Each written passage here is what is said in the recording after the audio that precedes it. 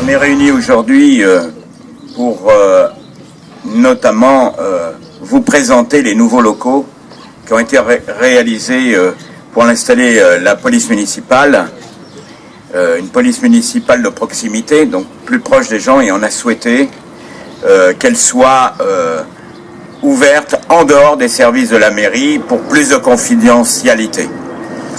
Et en même temps, à cette occasion-là, vous pourrez, par groupe, tout le monde ne fera pas la visite ensemble, on fera des groupes en bas. Il y aura la visite du système d'installation vidéo surveillance. Ici, comme dans toutes les communes de même importance, les attentes en matière de sécurité sont fortes.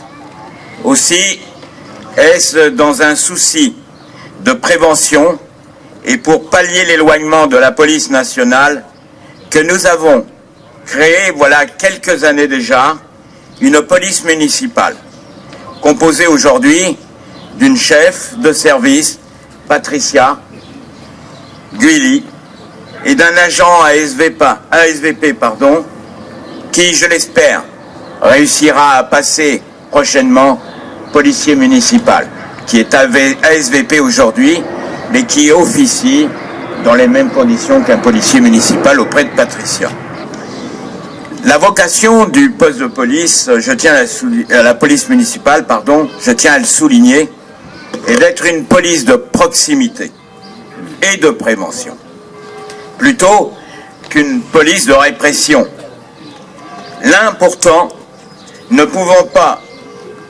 devant pourtant pas empêcher l'autre, lorsqu'il s'agit de faire respecter les arrêtés municipaux notamment, et le cas échéant, de sanctionner les infractions qui coûtent pour votre gouverne en ce qui concerne les décharges sauvages que nous rencontrons dans les chemins municipaux, près de 20 000 € chaque année à la commune.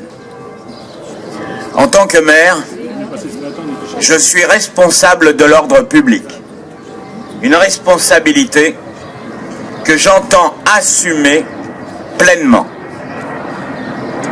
indépendamment des délits qui sont heureusement rares.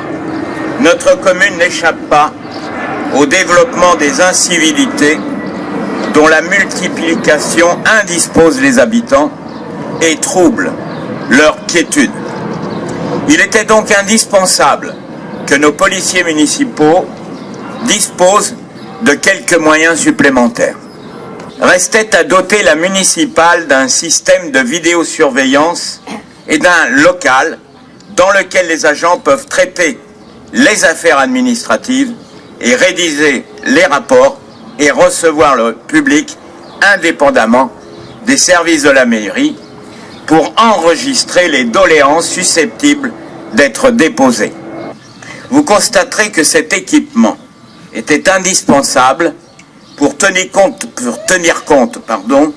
du développement prévu de notre commune, dont la population a déjà très légèrement progressé depuis l'été dernier, mais qui devrait augmenter les prochaines années par la réalisation du nouveau lotissement prévu. Le système de vidéosurveillance est volontairement évolutif. Je l'expliquerai un peu plus tout à l'heure.